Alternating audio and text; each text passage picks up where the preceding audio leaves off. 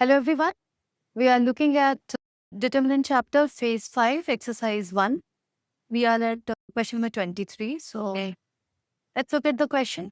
Question is, it's given to us that A is a non-singular matrix of order 3.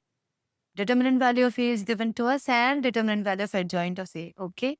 Again, there is no dot here. So it's simply adjoint of A, determinant value of adjoint of A is asked to us. Okay. So this is a very important property and it comes from just one thing that we always have to remember, that A into adjoint of A is equal to determinant into I. We always have to remember this, and from here we can find the value of adjoint. Take determinant both sides.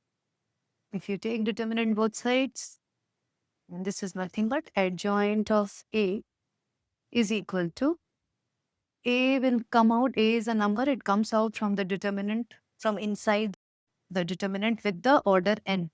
And if it is of order n, that is 3. And the determinant value of I, and okay, here we have A. So this will give us adjoint of A is nothing but A to the power 3 minus 1, that is 2, which is minus 4 square, which is 16. Okay. So starting point is this. So this we have to remember, and then finally this we have to remember, that adjoint of A ka determinant is determinant n minus 1. So both of these are the very important property of adjoint of A into. Thank you.